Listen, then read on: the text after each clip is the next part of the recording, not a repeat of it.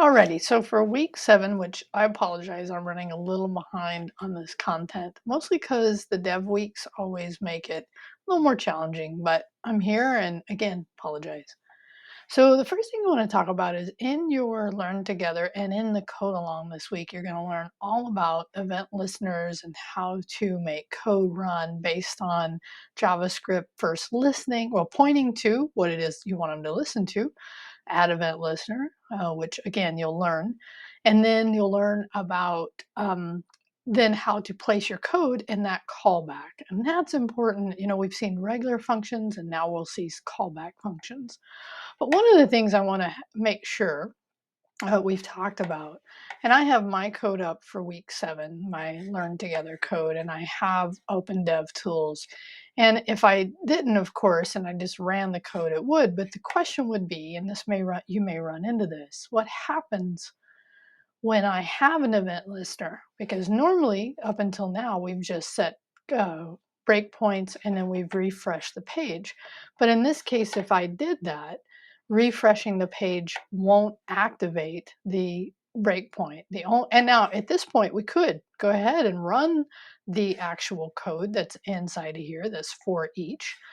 But I just want you to know, until you do that, which we want this functionality, it won't work. So if I do that and I hit run, then everything that was before my breakpoint runs, which by the way, if you're not looking at this output, and I've talked to some of you got this, some of you didn't, so it's never bad to go over it again.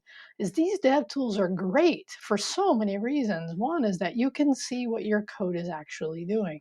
So I can see my object, what is inside of that for a key and properties inside of that object. Okay. I can see on this line, okay, it set what did the time before gem get set to. And here I am. And now if I step, right, into that, it'll show me what happens there. Now, at this point, I'm running another function, so it jumps to that function. And this is where you can look at the stack of what calls what, which is really great to understand. My main point of being here was just to say, devs tools, just continue. If you're uncomfortable, please come talk to me, or ask me on Discord. I'll send out some resources out there. Okay, so now let's talk about dev going forward. So devs are always, every time I get to the first one, the second one, and the third one, it always reminds me of how important they are. And so, and I don't know that you will feel the same way I do, and it doesn't have to happen. But I want you to know, and this is why I put the dev one here, is that you can see here's what we're doing next. Here's the next evolution of where we're going.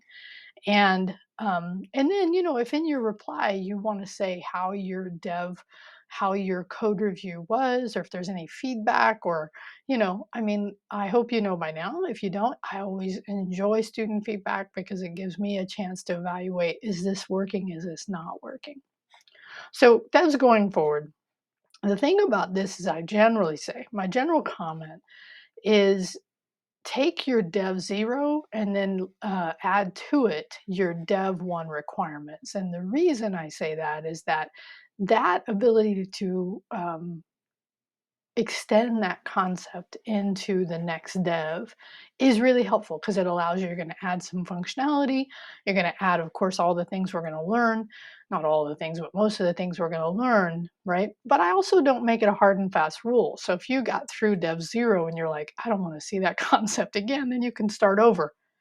But I want you to know it still has to meet the basic requirements of a dev 0, right? It has to have that level of output and then added to it. So FYI, and if you have any questions, that would be a great reply here.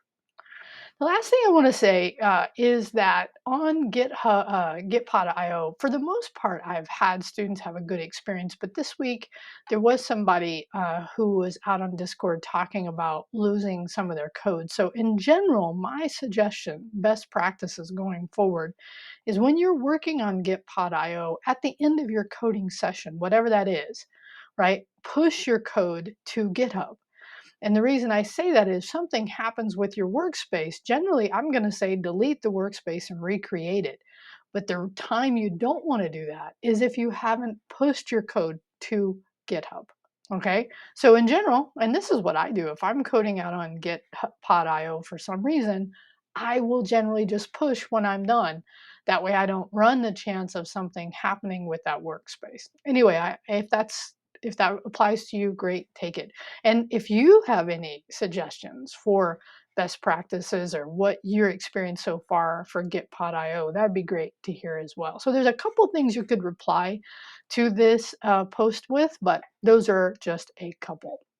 Anyway, have a great week, and I'll see you soon.